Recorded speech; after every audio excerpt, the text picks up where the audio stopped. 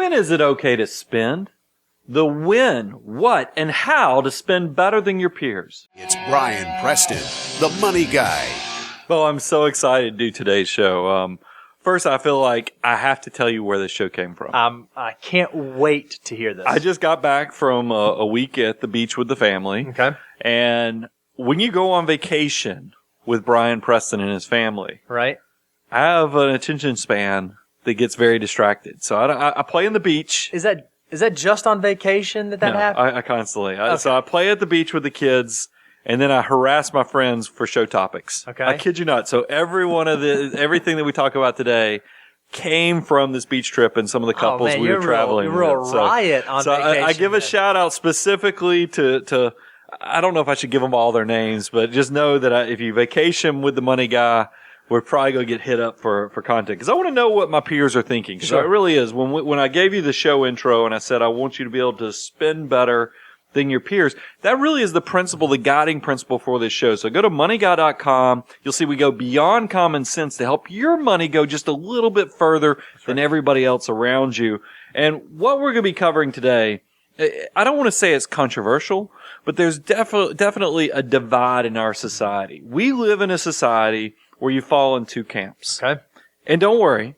I'm getting a little nervous right now. You turn on the daily news, there's something political, there's something from a religious perspective that's very TV divisive. Shows getting canceled, all kinds of stuff. We don't get into that stuff. That's not what we deal with, because I have to sit across from the table at Thanksgiving, Christmas with people who have different political and other thoughts.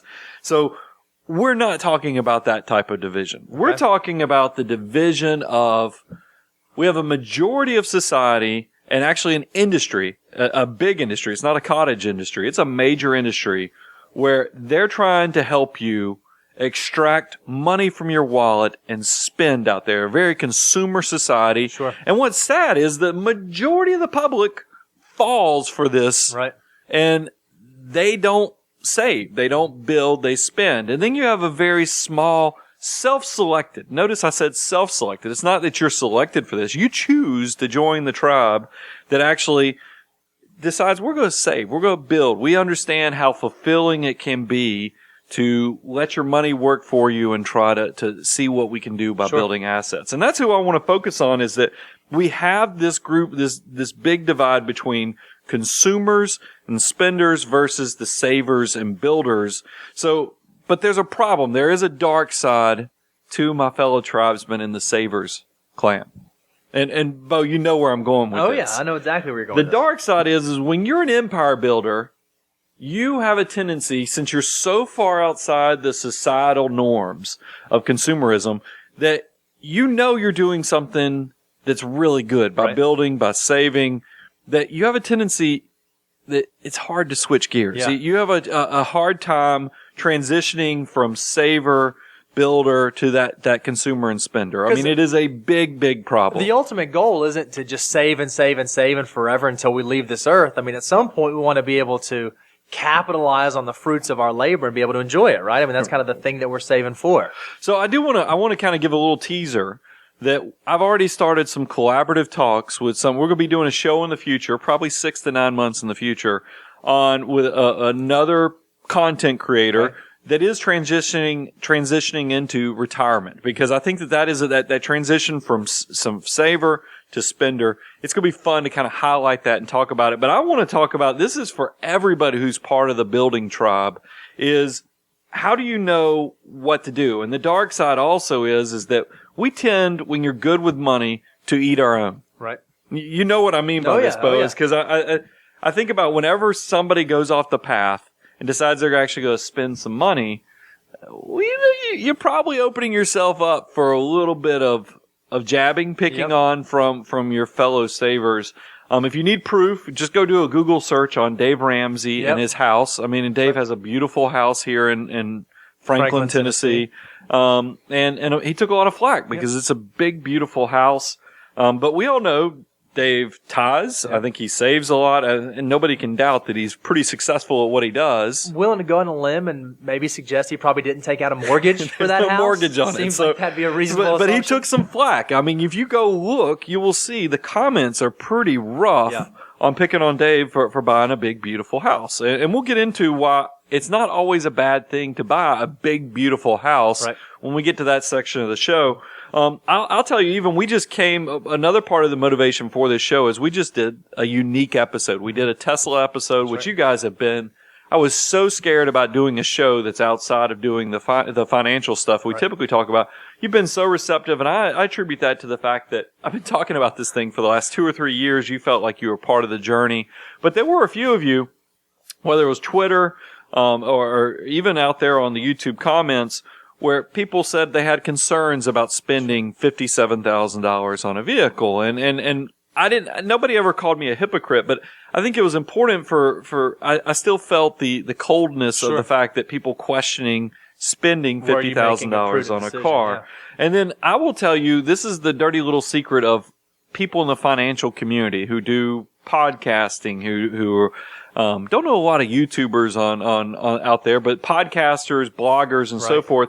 When we go to these FinCons or the podcast movements, it's not uncommon for us to whisper to each other, man, we're nervous about sharing how good things are going from a financial standpoint because you don't want the blowback from your audience, going questioning, are you doing good things because you've acquired something? So I want to do a show now where we talk about when is it okay to spend? I mean, because this is such an important thing. We all have to basically have transportation. We all have to have shelter at night. So let's kind of focus on the basics first. When is it okay to spend money on your car and your house? And what I think is so valuable is I feel like this hits everybody, right? Yep. On one side of the spectrum, we have folks who maybe are struggling financially. They're trying to figure out how to make ends meet, and they are struggling with, well, how do I spend and feel okay about the money that I'm spending? But on the other side of the spectrum, we see this all the time with clients, Brian, there are folks who are successful and do have healthy incomes and do have resources, but when they do start spending money, they start to feel some guilt. Yep. So it actually appears on both sides of the spectrum. So we wanted to lay out some ground rules for how to know if you are where you're supposed to be. And I wanted, because I think so much out there in the financial media is also one size fits all. Yep. And this, I thought back, and here's the cool thing about me getting to a more mature age, is I thought back to Brian in his 20s versus Brian in his mid-40s, and the differences. I'm still the same person that has the guiding principles of where I want to be financially, as well as meet life goals.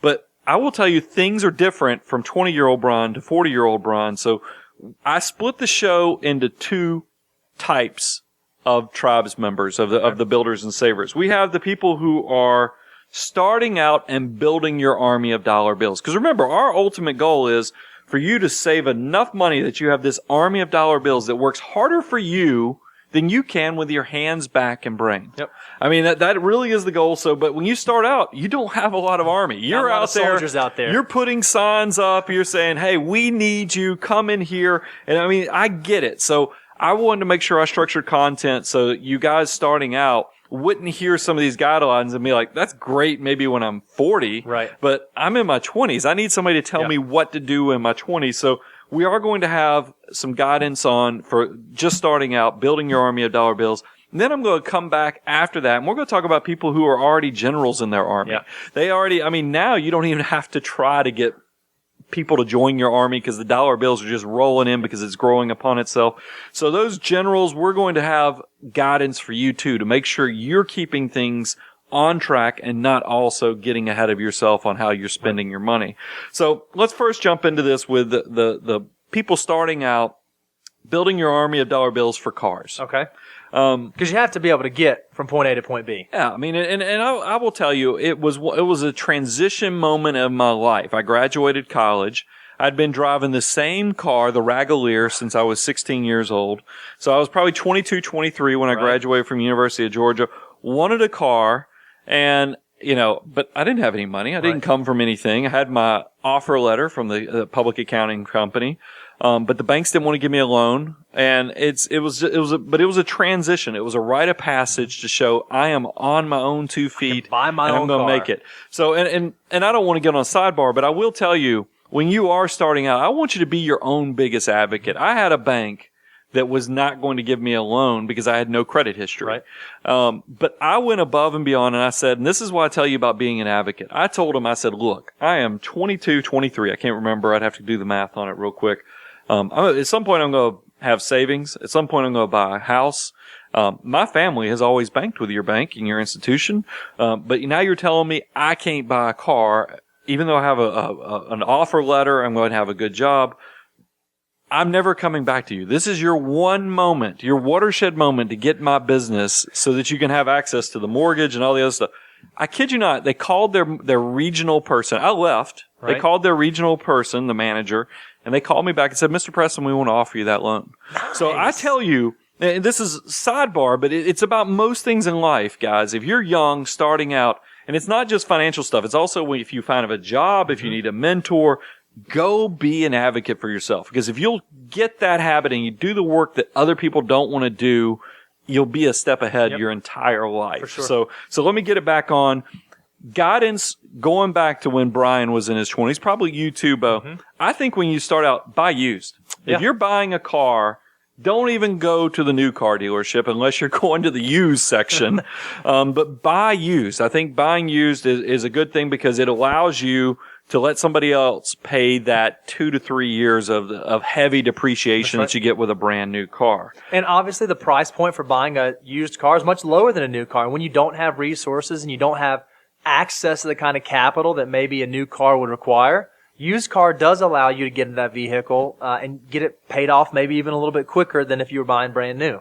And here's another thing, I have a case study of a neighbor that it cracked me up is that I'm always amazed when households just let the financial transactions happen independent of each other. Like they give each other budgets and then they don't, because usually there's one person that's the financial person in the relationship and then one that's not. Right. But there are couples that just, he buys his car, she buys her car, and vice versa. No coordination on that? So one of the husbands in my old neighborhood down in Georgia, he gave his wife a budget and said, go buy a car. Okay. But this is your budget. She came back with a Maserati. Now you hear that and you're like, Maserati? That's awesome. Must have been a big budget. Her a pretty healthy budget. No. Here's the guidance I give you. Before you buy a used car, know the length of time that you need that car to provide functional utility for you. Okay. And here's why I tell you this is because it sounds great that she bought a used Maserati. Right. But as we all know, some of these more fancier cars require much more maintenance, require much higher cost of driving, ongoing. The repairs, maybe I don't know if Maserati is I haven't seen it on any consumer reports list, so we'll just leave it at that. But I think if you will go into it knowing how long you need this car, that's probably going to be a nice guardrail to keep you in the more reliable section of buying the Hondas, the Toyotas, and things like that, instead of looking at a Maserati. Because let's face it, some of the higher brands, they all become affordable at some point. You can go buy a 6-year-old Maserati, and it probably costs about the same as a 2-year-old Honda Accord. Right. But it's a 6-year-old car that's going to have a lot more things going on. So make sure you know what the safe window of time where you're counting on, you go in the car in the morning, push the button to crank it up, and it cranks up, and that will help keep you safe on that. And I think it's important, Brian. You said what this does is it kind of establishes right there at the beginning these guardrails, and I feel like we see it all the time where someone starts out and they lose sight of those guardrails, and maybe they do buy, they finish school or get their first job or finish medical school. We see this in a lot, and they decide to reward themselves for all their hard work, and they go out and buy that high-end luxury automobile when maybe that's not the perfect time to buy your dream car. I think it's a beautiful case study that your dream car that you just bought happened in your mid-40s, not in your mid-20s. And there's something to be said for that. We all know cars are horrible. They're not investments. They depreciate. They're disposable after a few years. So this is a use asset, not something that we're counting on in very small, select, antique, collectible type. Those are the only assets where cars actually appreciate. And our goal is we want you balance sheet wealthy. not income statement wealthy. And you picked on doctors, and we pick on doctors a good bit. I mean, and a lot of you guys listening, you are the outside, the bell curve of behavior of doctors, and the fact that it is not uncommon, because doctors unfortunately go through a lot of school, build up a lot of student loan debt, and then they get out, in their late 20s, early 30s, get through their residency, and then they reward themselves with that first big purchase. It's just sometimes they do it a little out of order. So I think that's a great point.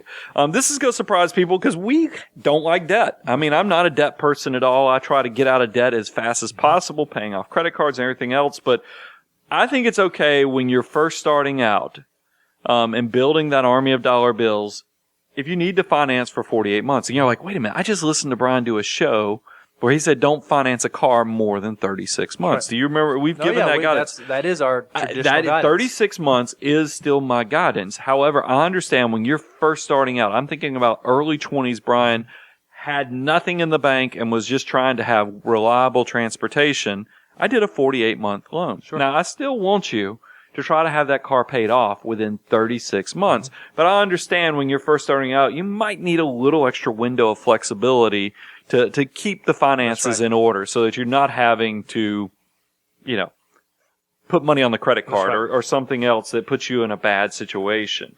But if you are, and this will also help give you some guidelines. If you're having to do a 48-month loan, I want you to make sure that your monthly payments don't impact your cash flow so much that you can't start working on getting the company match in your retirement plan at your employer. Free money, 100%. That you can't fund your Roth IRA, that you can't pay off your credit card monthly. If you are still having trouble doing those three big things because of your car loan, then I will tell you, you're probably biting off too much. That's right. I mean, you really ought to bring it back down. And here's another thing for starting out. Make sure you price the insurance before you buy the car. Y'all have heard me tell the story of the friend who bought a Camaro right out of college. The insurance costs more than the car payment. So make sure your monthly impact of the monthly cash flow is being reflective of that. It's also the maintenance costs, the fuel costs. Just because you can't afford that monthly payment, think about your total transportation costs. And we talk about this maybe not as often, Brian, but a good rule of thumb is you should try to spend less than 10% of your gross income on transportation costs. So if you think about that and you're someone starting out and you have a $40,000 a year salary, you want your transportation costs, so that would be car payment and insurance and fuel and maintenance, to be less than about $333 a month. Yeah. If you make $65,000, maybe it's less than $540 a month.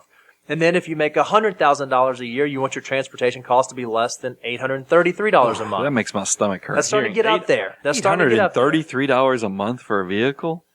Well, it's a luxury vehicle with a payment, with more expensive insurance, more expensive maintenance. Remember, we're talking about building an army of dollar bills. If your payment is $833 a month, you better have a really big army already and just waiting in the wings. But let's keep on. I don't want to pick on people too much. Because we need shelter. That's right. Got to keep us out of the elements at night.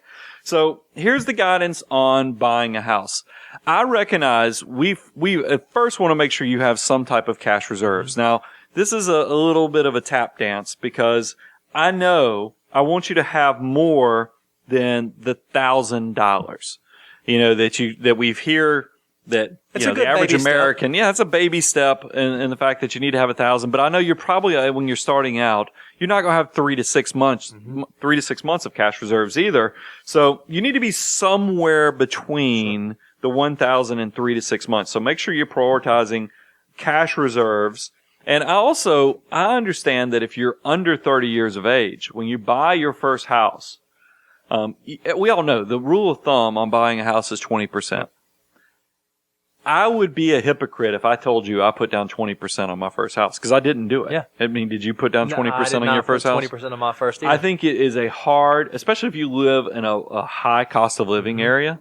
All my people out in the Northeast and California are laughing that I say Nashville is a high cost of living area, but it is relative to other parts of the country, especially in the South. But and it's one of those things where you need to understand what you can afford, and it's just unrealistic that you're going to be able to put down 20%. That's right. So if you're under 30, I think that you have to base it off of, okay, well, if I can't put down 20%, what's the guidelines for how much house I can afford? Well, that's when you have to base it off of what is the cash flow impact? How is this going to help you? It all comes back to how are you able to let that army of dollar bills build for you? Right. So we got some guidelines for you. If you're a person buying your first house, we want, and you don't think you're going to get big pay raises. Maybe you're just getting cost of living pay raises 3 to 5% per year.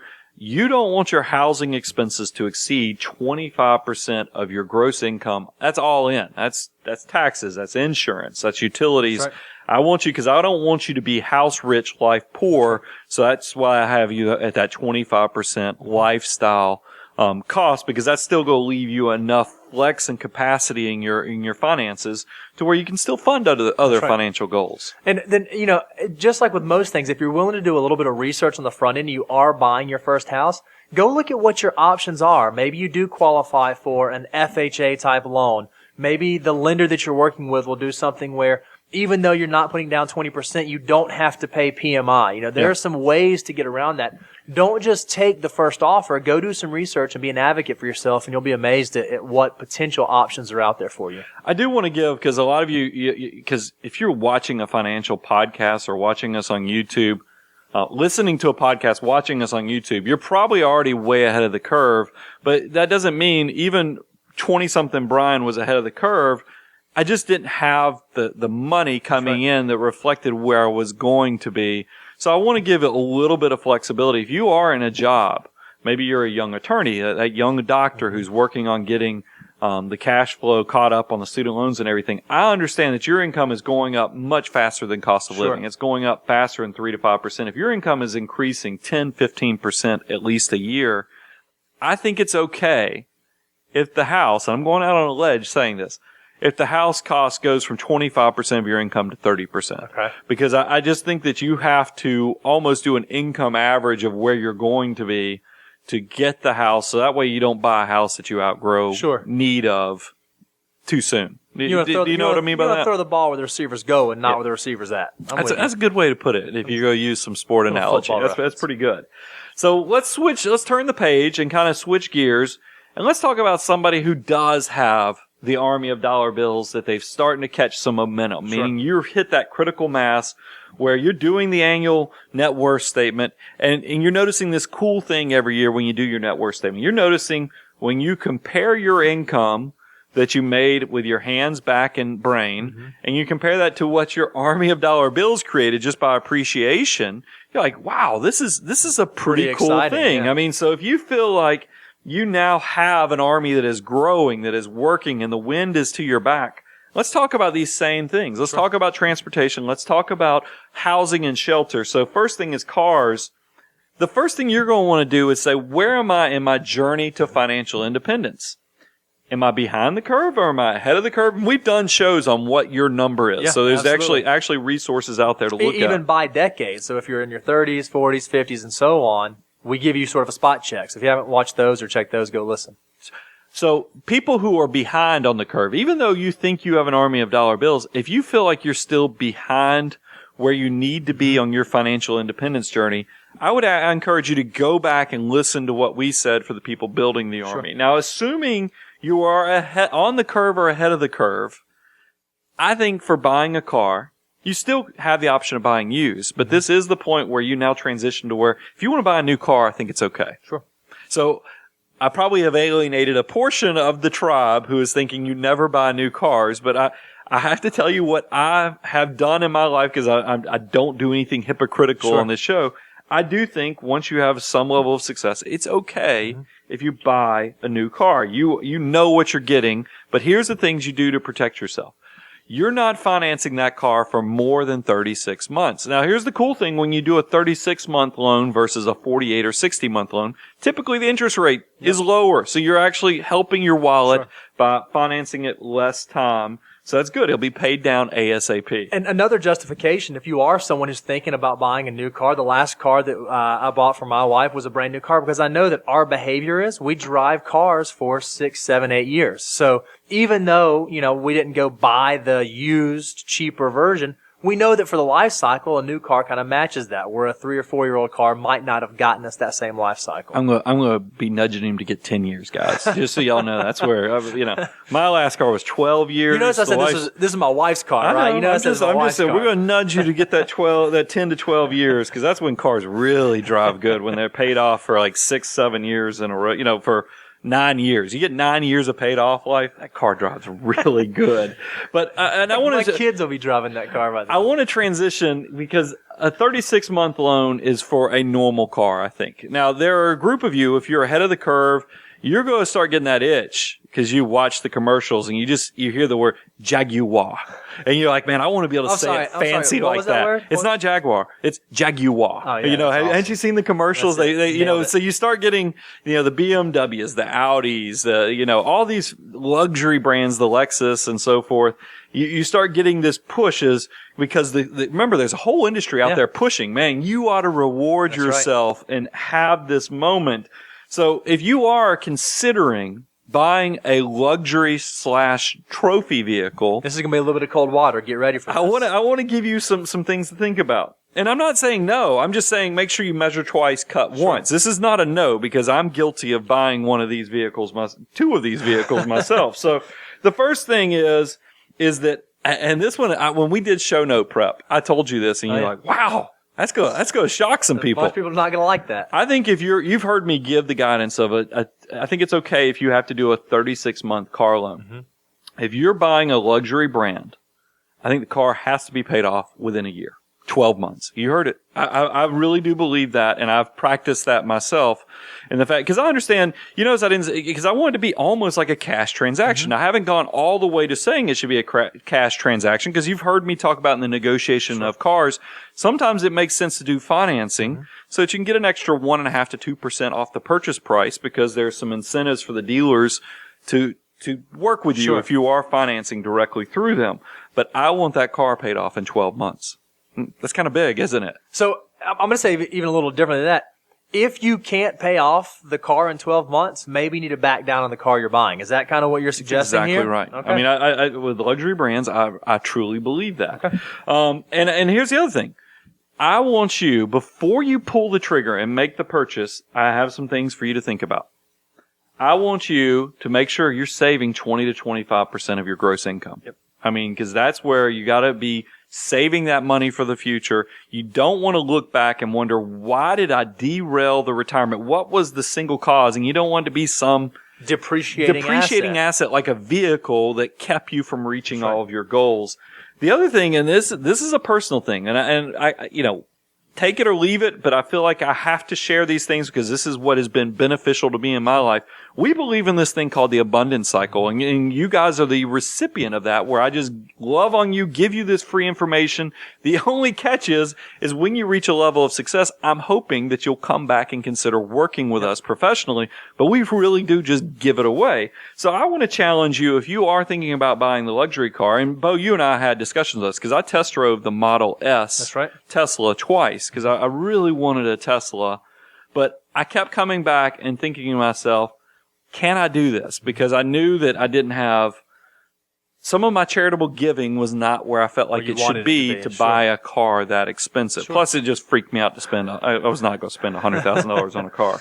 But I think there is fruit of building abundance in the way you live your life too. So I challenge you, if you're doing the 20 to 25% for savings, also look at what you're giving to your favorite charities. Sure. Are you tithing? Are you doing the things that you're supposed to? And then let's come back and talk about Junior and your children, and the fact, are you doing college funding for the kids? Before you pull the trigger on the luxury car, are you doing everything you're supposed to? Yeah, I mean, that's probably a pretty tough conversation to have too, right? Sweetheart, I'm so sorry. Can't pay for school, but man, remember that car that I was driving 10 years ago? That thing was nice. Wasn't that awesome? I mean, and there's some other, this is not in the show note prep, because I think about my childhood. All my friends whose parents had normal cars versus luxury cars, it's much more likely they'd let you borrow, dad's van with your friends when you're 16, 17 years old if it's a Ford Aerostar versus your friend whose dad's driving the Mercedes or a Range Rover. Probably not taking They're that not out letting night. Junior take that one out. So, for your kids' benefit, there might be some benefit to having normal cars too. Sure. So it's something that to think about. Threw out there. So let's change and let's talk about housing now. Because, you're in a different place when you've got an army of dollar bills. You're now a general, and you're such a good general that the army of dollar bills are just showing up. You don't even have to really recruit anymore. You're still doing the 20-25%, but that's a much smaller portion of the total army than it once was.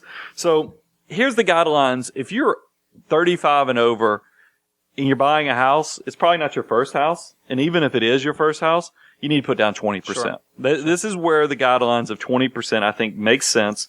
And wouldn't you agree that 35 is somewhat of an arbitrary number? I think what we're going, if you're 10 to 15 years into your career, is that a fair assessment?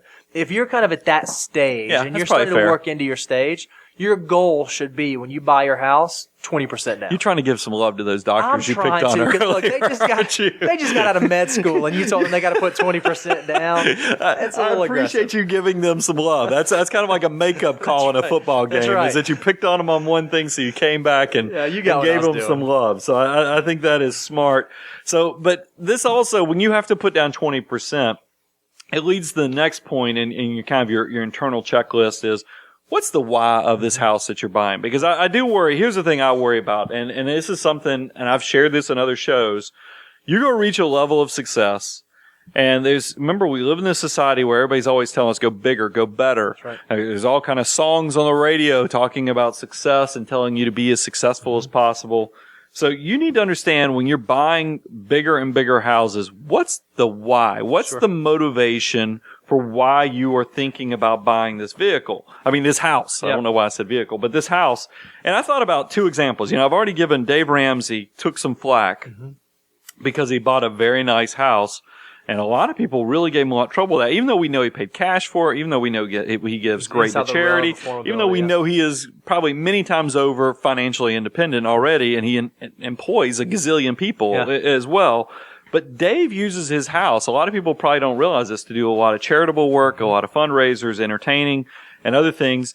And I had a friend who's a financial advisor who I see every year at conferences, really like talking with him, and for his church, they use his house for a lot of the activities. He gets a lot of enjoyment. And another thing, he uses it for business too. I mean, he will have groups over to entertain. Sure. So the house becomes a function, an extension of the why of, has a purpose. Yep. It's not just big for the sake of being big. Yeah, to flex on everybody. Sure. I'm sure it has some of that benefit, but there's actually a functional side to it. So understand the why of what you're doing. And Bo, you and I've talked, having a special needs child, I think a swimming pool is not the best financial decision, but the life benefits outweighed the financial cost of getting a swimming pool Your last house for my special needs daughter. Did not have one. Your current house does, and it's added to the quality of life you guys have. And so it wasn't purely a financial decision. There was more that went into the why behind So know the why. I think that's a good place to be. Now,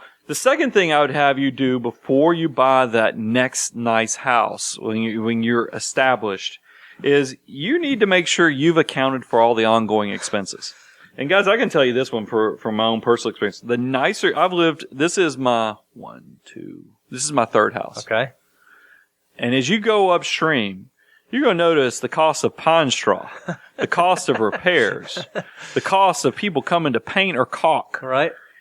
It goes up. I don't understand. The houses get a little bit bigger, but incrementally compared to where the size of the first house was, I mean, we're talking 1,000 square feet, but somehow the costs have gone up well over 50, 60, 70%.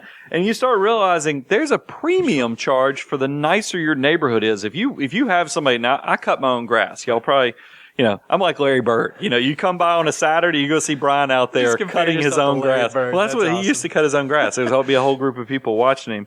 And I love that about him. But, so I'm kind of the same way. But if you had somebody cutting your grass or bringing in pine straw, they're going to charge you more the nicer your neighborhood is. And you're also going to notice the repairs, the renovations, the ongoing upkeep. Yep. The more toys you have in your house. I mean, like gadgets. Yeah. the more likely the cost there is to break. And Brian, you've mentioned this before, and I didn't realize this until previously. So everything you just said is kind of qualitative. Quantitatively, if you lived in a gated community, naturally your roads are no longer something that the community pays for. You're responsible for having to improve on that. So moving into that nicer neighborhood with a gate, HOA fees go up. All those things increase. You have to kind of be mindful of that, just like you said, as you sort of start to swim upstream. Give you a perspective. I thought HOA fees down in Georgia, they're practically nothing. I mean, you think it's expensive. You're spending $800 a year on HOA fees, and that's with a big old pool. Okay. You moved to Nashville, and maybe you guys in California go right me back. That's even cheap. And I thought it was crazy. A lot of neighborhoods up here, it's $250, but there are neighborhoods that are $600 to $650 a month. Yeah. And I was like, do they cut your grass? No, that's just to cover the private streets and other things.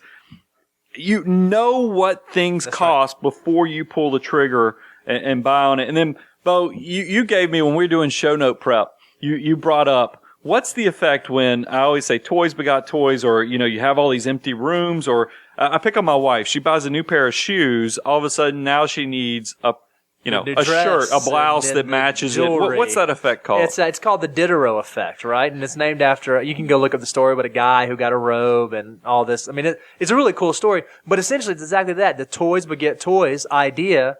That once you buy that big house, well, then you do have to get the lawn maintenance. Then you do have to fill up the rooms, and you do have to get the entertainment package and the big TVs and TVs in all the rooms. And it's just one of those things that the cost of the house is not the only cost that you pay. So you have to be mindful of that. And then last, this is a given. A bigger house is going to have higher utilities, higher insurance, higher taxes. That's right. I mean, and here's the thing. You don't really get an incremental benefit from paying higher utilities, higher taxes. Right. So it's just make sure you understand those things before you make the decision. So that covers transportation. That covers shelter. Let's talk about go beyond basics. Okay. Let's go beyond let's get into some of the non-essentials. Is really what I want to talk about. The lifestyle, the memory stuff, sure. the toys, because let's face it, you probably going to want to talk about some of these things, or at least consider them at some point in your life. So, and I think that's one of the things that people find, most people can kind of justify the automobile that they buy, or they can kind of justify the house they buy. When you get outside of those things, that's where we see a lot, especially with our clients, a lot of the guilt. Should I buy that second home? Should I go on that vacation? Should I buy that doodad that I'm thinking about? We want to kind of put some flavor around how to know when you can and can't do that. This is the part of your life where you're going to have the battle. Mm-hmm. This is the push and the pull between saving, spending, the builder versus consumer. This is really where the challenge is going to be. So you need some grounding principles on both sides. You need to understand the why for both the saving and the spending, because they are interrelated with each other. And so I always like to tell people you need grounding principles. You also need to have some visual motivation. Sure. So, because these two things are going to work together. And I want to give you an example of what I'm talking about. Let's first talk about on the saving side of the needle. What's the powerful motivator? I love, and I didn't mean for it to happen, but we've given Dave Ramsey quite a few shout outs on this show.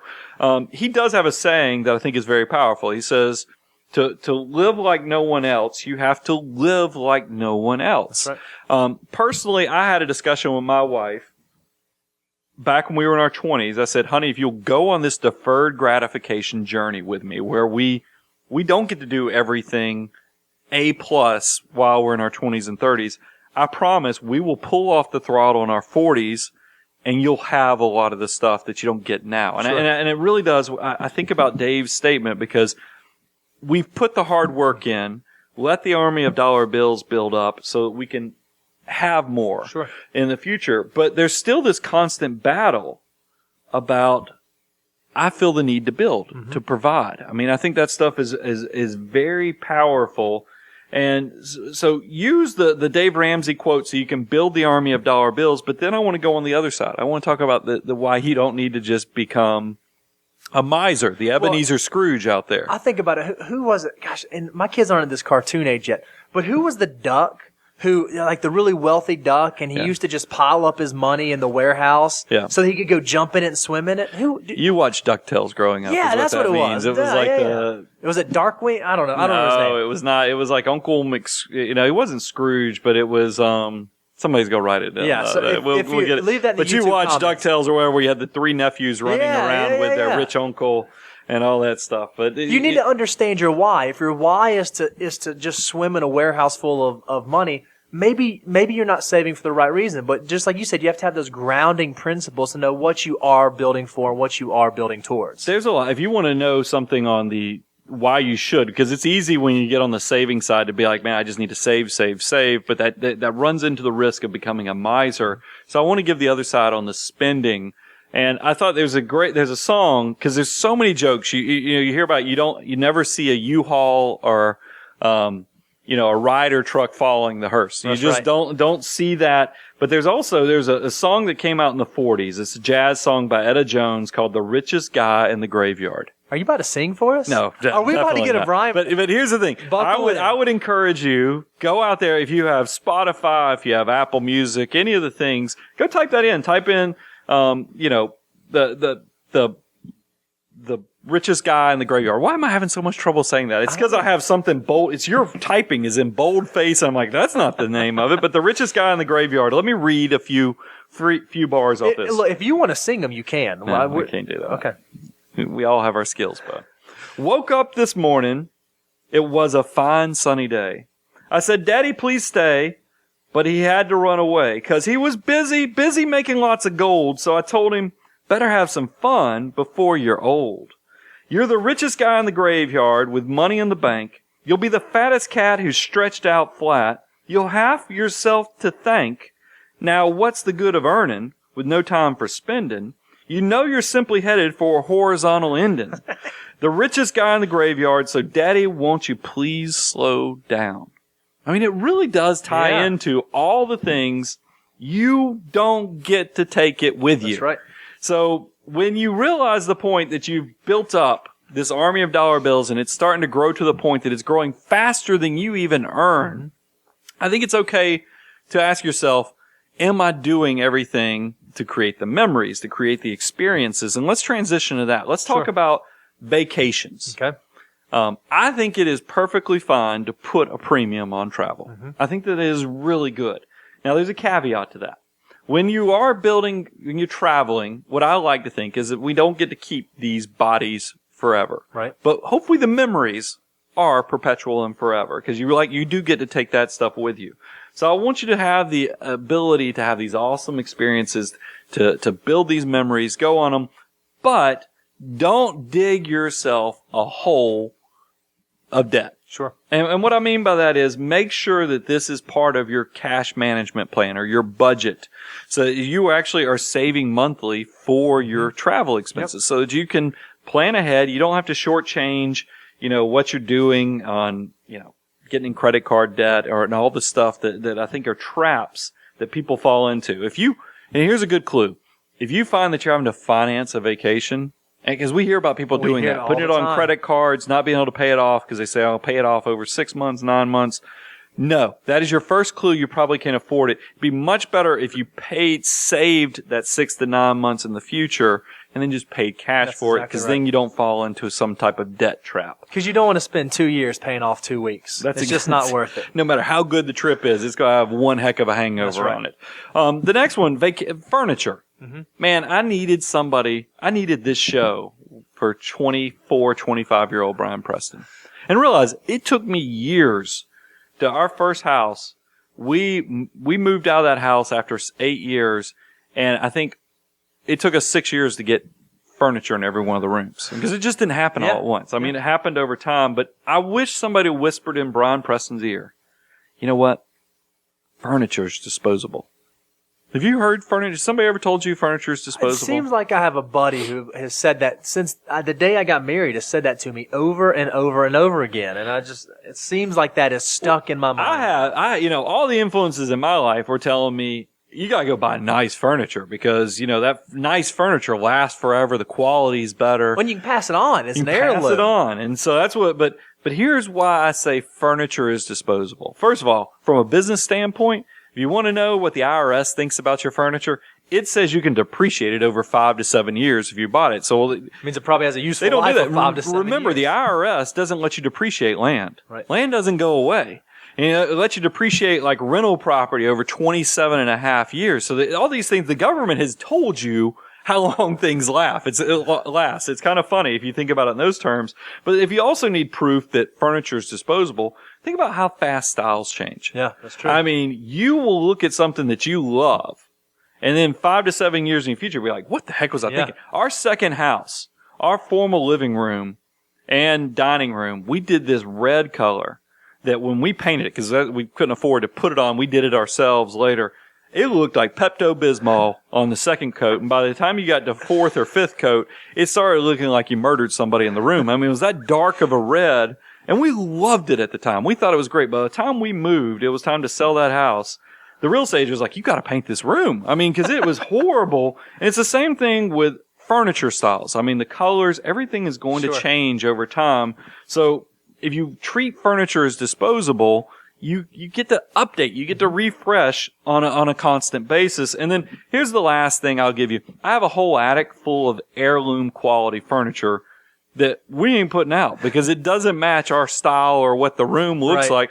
But because it was given to me by a grandparent, or my mother told me, hey, you have to keep this in the family, it sits in the attic. So I don't want to continue. I'm going to, I guess, continue to pass on this grandparent furniture. Your girls are going to have some great first furniture. But they're not, it's not going to be my furniture because I'm buying disposable furniture from now on. So it's just one of those things. So don't let furniture be something that gets you in debt. And it's easy to do because think about all the commercials out there where people sell you, hey, finance your furniture over 5 years. I mean, they do same as cash. Right, I mean, I'm not going to give their names, but there's all the time, that say same as cash. And the scam on those things, if you don't know, guys, is a lot of times the interest is compounding in the background. And if you don't make payments, if you miss just one payment, if you miss the payment, all that interest comes crashing in on you at the end. So they really do need to be paid off, same as to get the same as cash.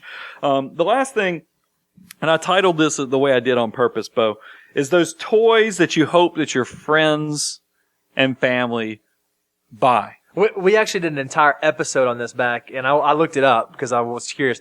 On January 29th of 2016, and we named it Financial Mistakes You Hope Your Friends Will Make. Yeah, I mean, because we're talking about the RVs, we're talking about the campers, the jet skis, the boats, all that stuff. I mean, man, that sounds so fun. I mean, they are fun. They are a lot of fun. You get invited over to a friend's house who has a lake house. You're like, man, this is the greatest thing ever. But it's really cool when you get in the car at the end of the day and you don't have to pay for it except for gas money. Be a good friend and give gas money. But I tell you, if you're at that stage, because a lot of you are like, man, here he is. He's going to pick on it. I get some of you are going to buy boats. Some of you are going to buy this stuff. And I think it's okay as long as it's the cherry on your financial independence Sunday, meaning that you're so far ahead of the curve. You've done such a good job of saving 20 to 25% of your income. You have an army of dollar bills. It's growing. That why not? You're doing everything you're supposed to. Why not do some things that can build additional memories and other things? And you didn't put on hold your cash reserves. You didn't put on hold your retirement planning, your debt management where you're paying off all your debt every month. For college. Education goals. I mean, we want to make sure that when you make a decision to buy that four-wheeler or that weekend vehicle, or that weekend boat. Convertible or the boat, that it's not jeopardizing something that you have in your future. Now, here's the other cool thing about these toys, and we talked about this in that show as well, is that you can actually, there's ways to see if you can get a trial run at these things. Think about the fact that you can rent an RV. Before you go buy an RV to do the cross-country trip. By the way, I thought this would be a great idea for my family. I said, let's drive from Tennessee out to the national parks, go out west. Right. And then I was smart enough. I said, we'll fly back, because we'll be tired of each other after a week or two of living in an RV. And my teenage daughter said, do they come with internet? And I said, no. And she goes, well, we're not doing this because you would hate me 3 hours into the trip because I'll blow through the data. I was like, that's kind of a true point. I told my wife, said, "Hey, I want to do this RV," and she was like, "No." So I mean, it got. Aren't you so glad you didn't buy that RV and surprise them? But it's good. I was thinking about renting the RV, but for people who like boats, think about if you have a window where your kids are only going to be able to. You're buying this boat for memories because you want to go fish. Or maybe you want to go out and entertain. Sure. But maybe your window is only 4 to 5 years. If the kids are going to be the right age or you're going to be living in this community for this time, it'd probably be much better to go join a boat club for that small window of time than it would to go incur all that expense. So that's something you can consider. And then I can tell you from own personal experience, it's much better to rent vacation property than it is to own vacation property. I mean, because I've done shows, I've talked about that. I had a deal of deals come to me from one of my CPA buddies. So I was just a partial owner, only a 20% owner of beach rental. And I was so glad when that thing was gone. I mean, it really was it was the greatest time, it's kind of like the boat joke. Right. Is that the 2 greatest times of owning this vacation property was the day I bought it and the day I sold it. Because you'd be surprised at how fast air conditioners corrode at the beach because of all the salt air. You'd be surprised how fast people will tear up a beautiful couch because it's a rental. They don't treat it like they own it. And you'd be surprised at how many renters, when there's a leaking faucet in the commode, that don't tell the management company, and you end up having to do a whole rip out of the walls and everything else because you had this slow leak that was just drip, drip, drip. It could have been easily prevented. It could have been very fixed. If you lived in this house, you would know, hey, I probably ought to call a plumber to fix that. But if you're renting it, it'd be like, hey, I'll put a towel under that, and then we're just not going to worry about it. It's much better to rent a vacation home than it is to buy. Now, a lot of you go write me and be like, yeah, you just had a bad experience.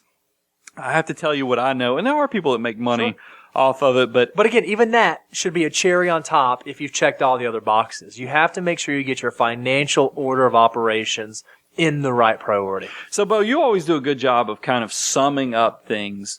And we've done an entire show now on having the mindset of builder versus being a spender and that transition. Can you give any guidance or any summation of kind of what we've done on today's show? I think a great place to start is to kind of know where you're at. If you're someone out there and you haven't taken advantage of our 30-ish minute financial plan, it's a great resource to go out there because you need to understand, am I someone who's still in that building phase? Am I still just starting out? Am I still getting my soldiers lined up ready for battle?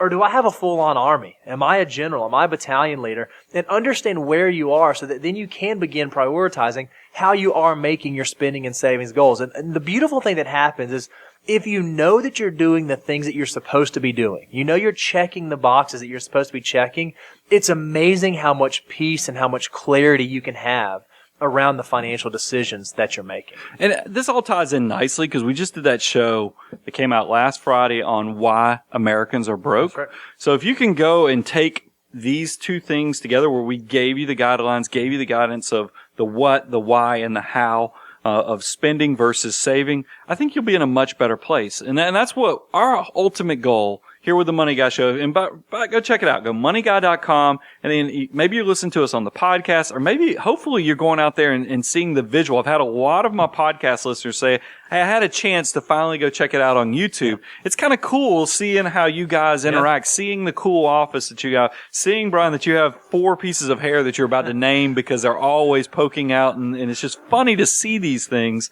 But we hope you love it. And if you do like it, make sure you subscribe and then give us the feedback so that we can know how to improve the show. I want you to go to the Contact Us page. If you have some suggestions, you can go to moneyguy.com. You can go to Abound Wealth. And then also, I want to bring up that abundance cycle again. If you love what we're doing, if you feel like maybe you've been here since 2006 when we started doing this, and you have watched your career start, where you had initial savings goals. You started that army of dollar bills working for your benefit, but now they've reached the critical mass that you need somebody to look over your shoulder and give you guidance. Reach out to us. We work with clients. We just added another pin to another state. Now, yep. Is it 38, 39? I don't. It's getting hard. Just know the majority of the country we work with people. We'd love to have you join the family here at Abound Wealth. So reach out to us. Moneyguy.com, Abound Wealth if you want to see what we do in the day job. I'm your host, Brian Preston. Just thank you for all the great support and always coming back and watching the content we create.